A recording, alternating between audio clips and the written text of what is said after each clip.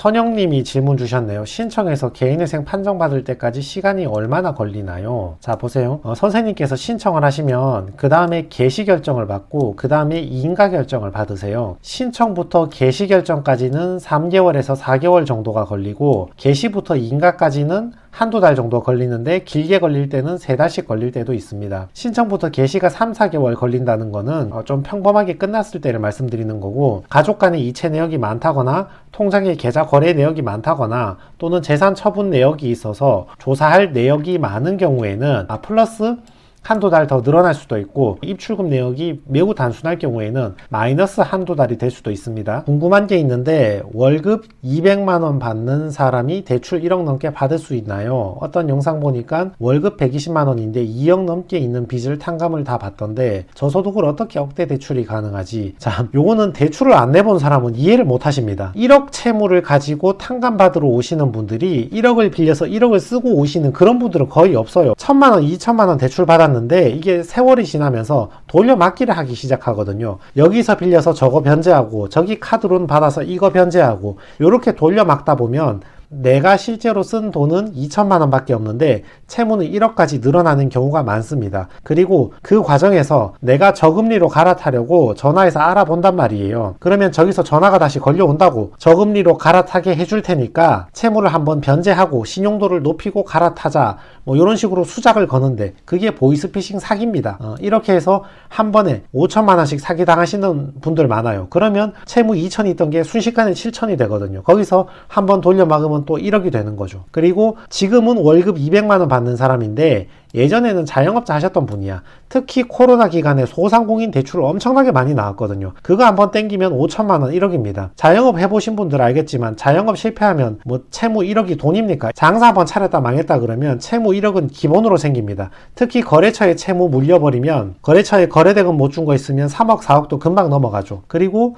제일 많은 케이스는 월급이 낮은데 대출을 많이 받은 게 아니라 대출을 많이 받아서 빚이 커지고 나서 회생을 하려고 변제금을 좀 적게 내고 싶으니까, 또는 이제 나이도 먹고 좋은 직장 가기 힘들어지니까 굳이 높은 월급 주는 대로 안 가고 낮은 월급 주는 대로 가서 결과적으로는 이런 모양으로 보이는 경우가 많이 있습니다. 박형식님, 자세히 설명해 주셔서 감사합니다. 도움 되셨다니 저도 다행입니다. 재산은 집 한 채 있고 소득이 낮은데 변제금이 어찌 되나요? 조금 걱정이 됩니다. 선생님 집이 아무리 영끌한 집이라도, 대출이 많다거나 전세를 가득 채워서 있는 집이라고 하더라도 그 갭이 적어도 수천만 원에서 1억은 된단 말이죠.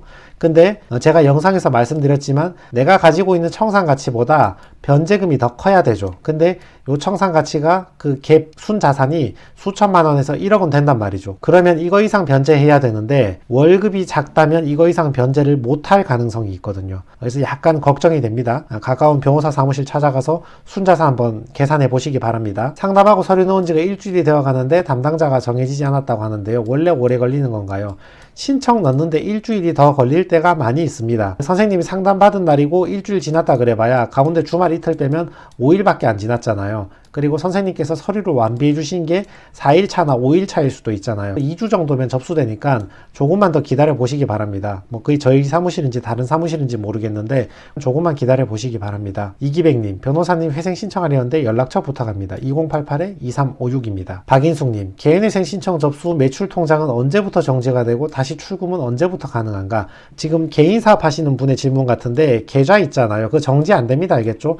계좌는 계속 사용할 수 있습니다. 금지 명령을 받으면 압류까지 방어해 주기 때문에 더더욱 자유롭게 쓰실 수 있죠. 계좌의 입출금이 자유로우니까 입출금을 카드로 사용하는 체크카드도 당연히 사용 가능하신 거죠. 선생님한테 사용이 제한이 되는 거는 신용대출이나 신용카드 같은 거죠. 이런 것들은 선생님께서 개인회생 3년 변제를 마치시면 다시 신용이 회복되기 때문에 그때부터 신용카드나 신용대출 다시 정상적으로 사용이 가능하십니다. 강민경님, 배우자 서류는 무조건 나오는 건가요? 무조건 나온다고 보시는 게 좋습니다. 배우자의 재산 소득 관련 서류는 거의 무조건 나온다고 보고, 다만 요건 조금만 융통성이 있으면 적당히 둘러대시면 됩니다. 내가 다니는 직장에 뭐 세금 신고해야 되는데 절세 때문에 도움 필요해서 그러니까 당신 소득이나 재산 내역 발급 좀 해주세요. 이렇게 받아서 저희한테 전달해 주시면 되고요. 영상 잘 보았습니다. 우편물하고 전화가 많이 올 때 어떻게 해야 할까요? 전화가 올 때는요, 이렇게 설명을 하세요. 내가 개인회생을 신청했으니까 곧 사건 번호가 나온다. 기다려봐라 이러고 끊으시면 됩니다. 알겠죠? 그리고 1주 2주 있다가 사건 번호가 나오면 2023 개회 1, 2, 3, 4, 5, 6이다 불러주시면 돼요. 알겠죠? 변호사 사무실 번호 알려주면 돼요. 우편물 같은 경우는 무시하시면 돼요. 그 우편물은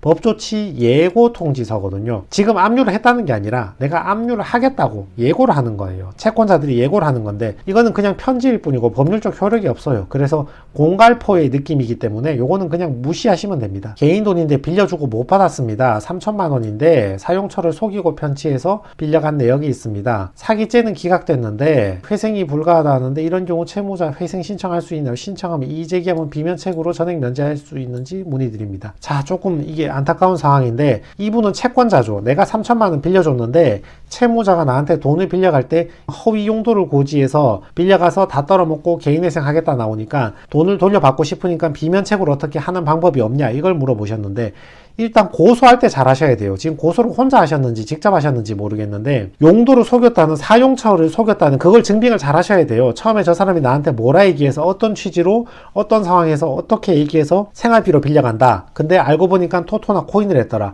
이런 식으로 과정을 잘 설명하셔야 되고 그 당시에 나눈 카톡 대화나 문자나 통화 내역 같은 거 녹취록 둬서 증거로 잘 첨부해서 제출해야 됩니다. 그래야지 이게 사기로 처벌받을 수 있거든요. 기소를 시켜야 되고 기소가 안 되면 구약식 벌금 50만원, 100만원이라도 받아내야 됩니다. 그래야 민사로 가면 불법행위로 인정받거든요. 그러면 비면책이 되는 거예요. 그래서 이분은 첫 단추가 형사고소니까 요거부터 원점에서 제대로 한번 파악해 보시기 바랍니다.